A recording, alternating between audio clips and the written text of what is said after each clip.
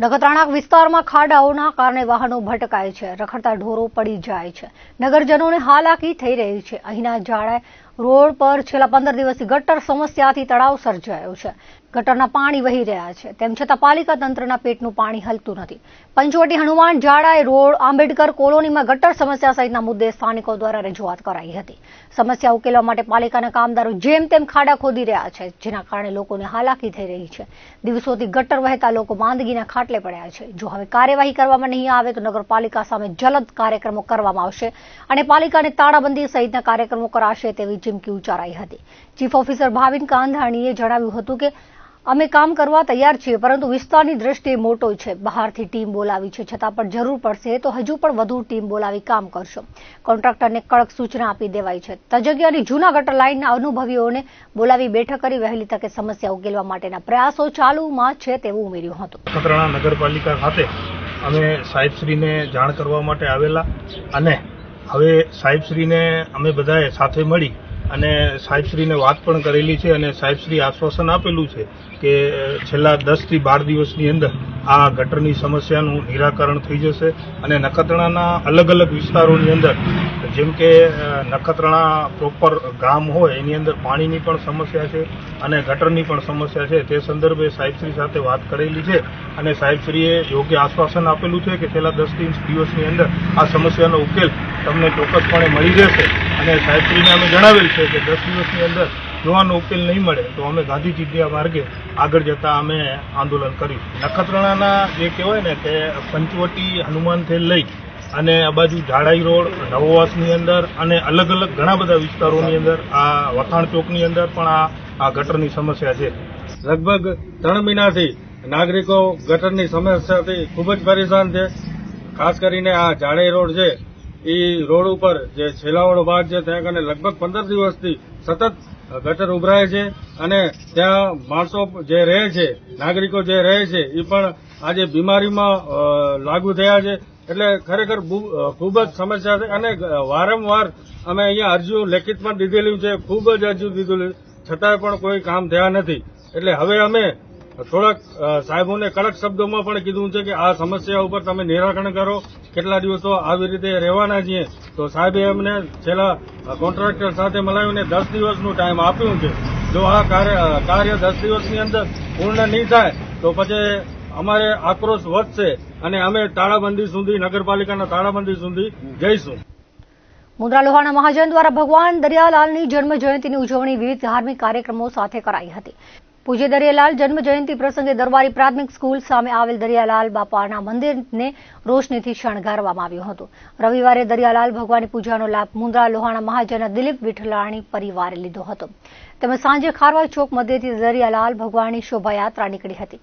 ઢોલ શરણાઈના નાદે નીકળેલી શોભાયાત્રા શહેરના રામ મંદિર તેછી ચકલા માંડવી ચોક થઈને દરિયાલાલ મંદિરે પહોંચી હતી, જ્યાં રાત્રે સંગીતમય મહાઆરતી યોજાઈ હતી, જેનો સમાજના ભાઈ બહેનોએ લાભ લીધો હતો। આ પ્રસંગે મુન્દ્રા લોહાણા મહાજનના પ્રમુખ કિશોર ચોથાણીએ પૂજ્ય દરિયાલાલ ભગવાનની જન્મ જયંતિની સર્વેને હાર્દિક શુભકામનાઓ પાઠવી હતી।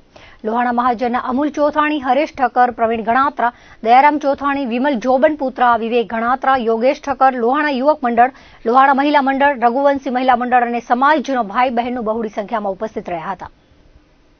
છેલ્લા 8 વર્ષથી દરિયાલાલ બાપાની જન્મ જયંતિ મુન્દ્રા રિલોકેશન સાઇટ ખાતે ઉજવણી કરવામાં આવે છે, જેમાં આજુબાજુમાં રહેતા રઘુવંશી પરિવારો ઉત્સાહભેર જોડાયા હતા અને રવાડી સહિતના કાર્યક્રમોનું આયોજન કરવામાં આવ્યું હતું। આ અંગેની વિગતો આપતા રઘુવંશી પરિવારના મહેશ રાજદે જણાવ્યું હતું કે છેલ્લા 8 વર્ષથી મુન્દ્રા રિલોકેશન સાઇટ ખાતે દરિયાલાલ બાપાની 852મી જન્મ જયંતિ ઉજવાઈ હતી, જેમાં સવારે દાદાનું પૂજન, રવાડી, અલગ અલગ પ્લોટ્સ, બાળાઓના વેશભૂષા, કળશધારી બાળાઓ, તલવાર રાસ, મહિલાઓ માટે રાસ ગરબા યોજાયા હતા।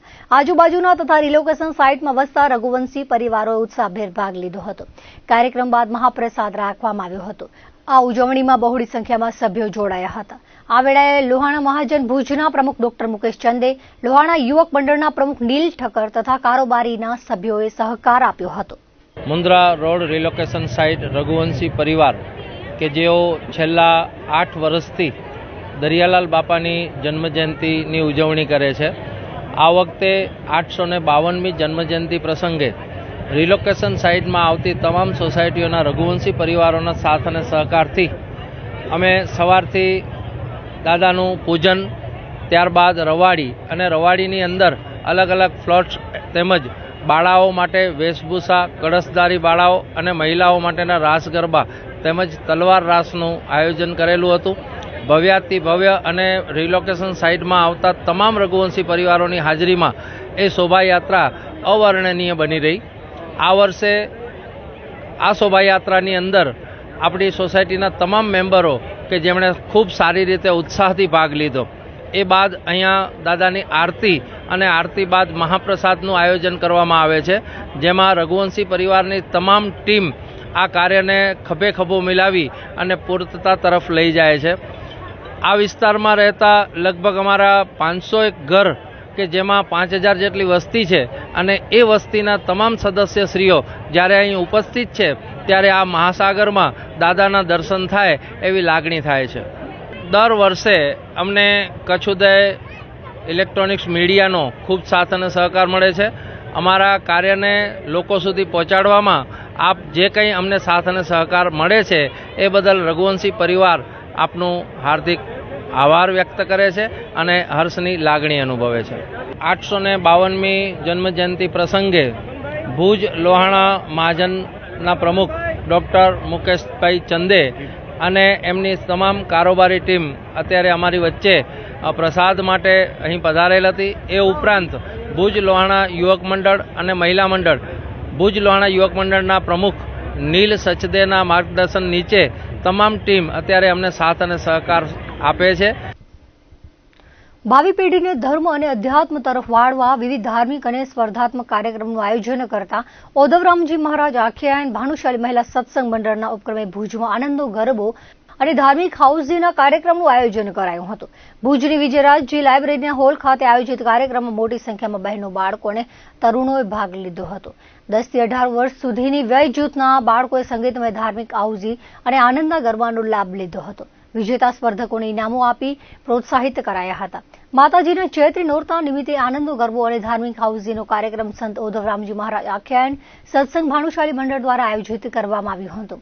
તેમાં 200 બહેનો અને બાળકોએ પણ ભાગ લીધો હતો. સ્પર્ધામાં એવા નિયમો રાખવામાં આવ્યા હતા કે માતાઓ સાથે ફરજિયાત બાળકો જોડાવાનો હતો. ગીતા, મહાભારત, રામાયણ, અન્ય આપણા સંસ્કૃતિના ગ્રંથો વિશે સ્પર્ધા યોજાઈ હતી. આનંદ ગરબો ઉષાબેન મચ્છર દ્વારા અને ટીમ દ્વારા કરવામાં આવ્યું હતું. ધાર્મિક હાઉસી હેતલબેન ગોર અને હાર્દીબેન ઠક્કર દ્વારા કરવામાં આવી હતી. તેમાં ખૂબ જ ધર્મને ઉત્સાહ અને ઉત્સવ પ્રસ્તુત કરવામાં આવ્યા હતા.